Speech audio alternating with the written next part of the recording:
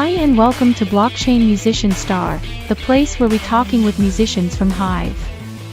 This is the last part of the interview with Shani. Please support independent musicians from Hive.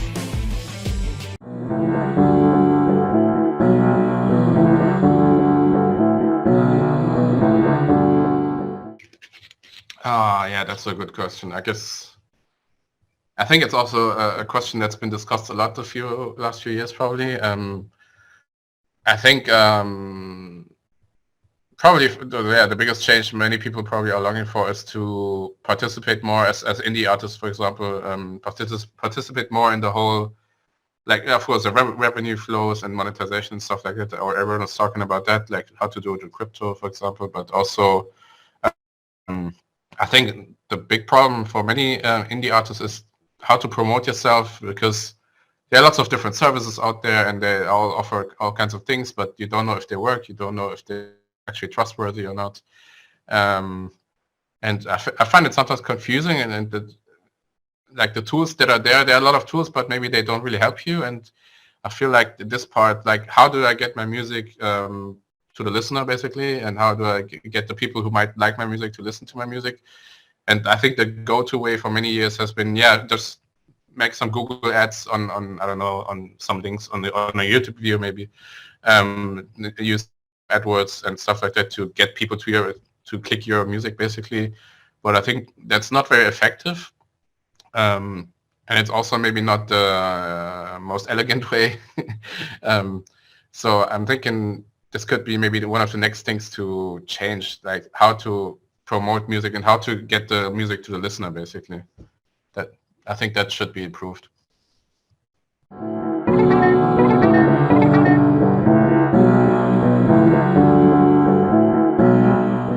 I mean, and of course, you can always find cases where it works. Like, I don't know, that artist had one song that went viral or something. But I think for the majority of people who try to use social media for that, it's very difficult and also ineffective in a way. Like, since 1 or 2 years, I also post my music on Instagram, try to make like a little visualization for it, also on YouTube. And I just posted there and try to use some hashtags, of course, and try to post some stories. But I'm not the kind of guy, especially also because I work all the time, as most people probably. I don't like post all the time on social media. I post every day, and like they say, keep your audience engaged and stuff like that. I don't really do it, and I'm not sure if it helps, because like part of my followers are my friends, obviously, and family, and it's again the same problem. How do I find the people who might be interested in my music and get them to hear it? And I think also on social media, it's not that easy, even if you do it on Twitter, and there are like people who do follow chains or whatever. And I don't see that very effective, to be honest, to get actual listeners to your music. So yeah, I think it can work for some people, definitely, in social media, but it's a hard grind, I think. And maybe it could be more effective. Like, I don't know. I don't have a solution right now, but maybe someone will find one someday. Yeah, I think it could be better.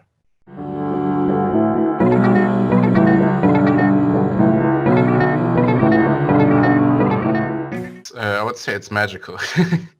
I mean, it's been a while for me now, but back when I used to perform on the stage, I really loved it. And what was always kind of weird, because when I was younger, I was a bit more shy and everything. I was maybe less outgoing. But when I was on stage, I felt completely at home. I felt comfortable on stage, and I felt like I could be myself, basically. Like, different than in the daily life, where you maybe have to pretend, or especially when you're younger and you're insecure.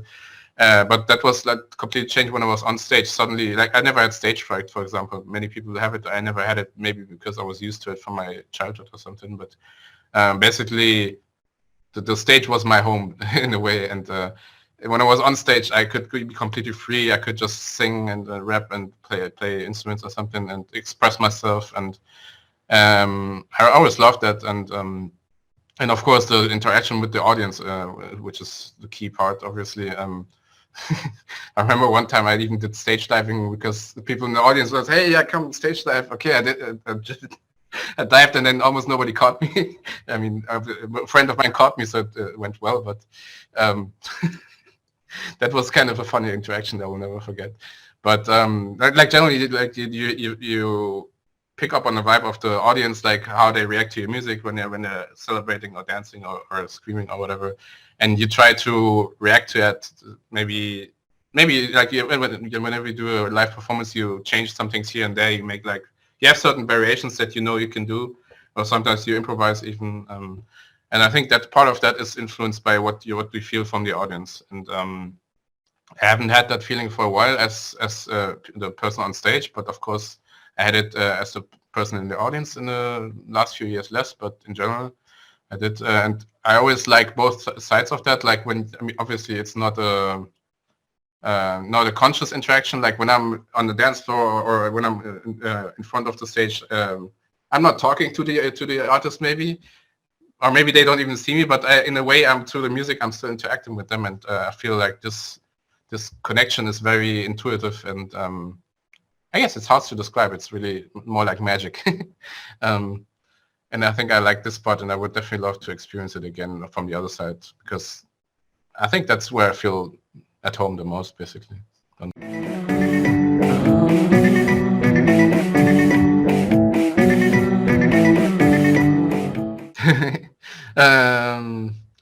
Let's see. I think if it was to my younger self, I would just say don't have doubts, follow your dream, because I think it depends.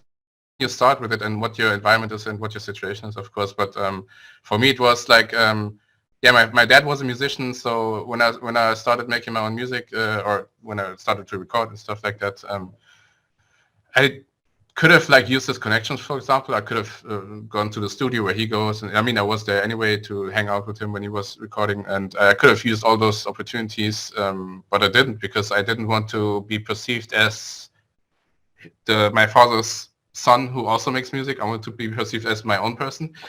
So I never, like, I actually tried to stay away from all that. I tried to go my own path, and I think I would tell myself, don't do that. Use any opportunity you can get, especially when you're younger, when you're starting.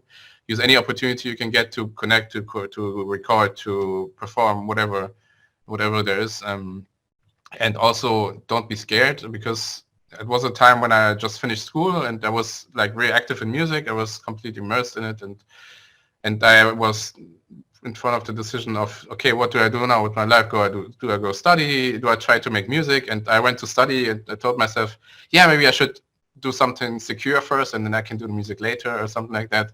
And it was completely stupid. I should have just continued with the music, and because the studying didn't really help me that much in my career. I mean, my main career, I didn't need to study for it in the end. I could have just done whatever. I could have just continued with music. So yeah, I would tell people, don't be afraid. Follow your dream if you have it. Don't postpone it to later, because similar with going to a different country and living there, I've realized you postpone it into eternity if you don't do it eventually. And I would say to young artists, or to my younger self, just do it. Don't wait. Don't hesitate, and don't doubt. Don't doubt yourself, especially because I thought maybe there are others that are better and stuff like that. Maybe I'm not good enough and stuff like that. You always doubt yourself, especially in the start. And there was no need to doubt myself, because in hindsight, I knew I would have definitely been able to do it, and I still can probably.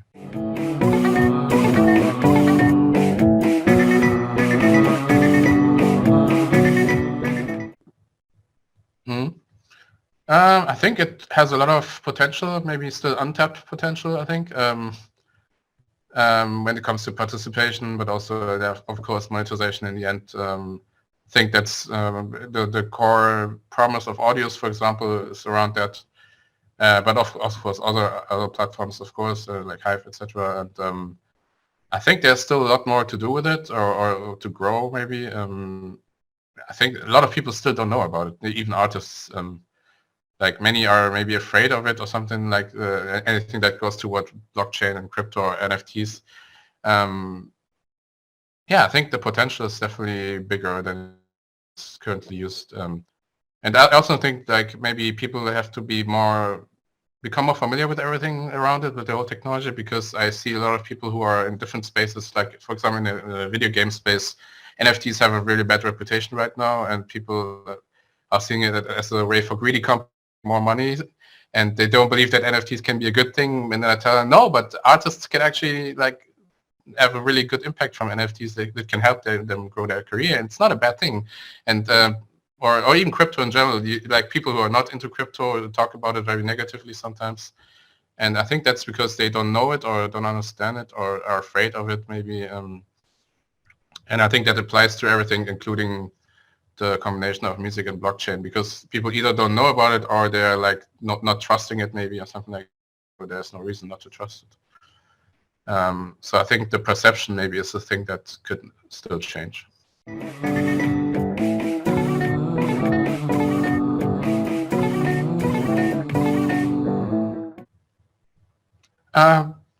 So far, in my experience, it's actually been pretty great. I mean, the people I've got to know through it, or even to work with it, like Lang, for example, we did a feature together.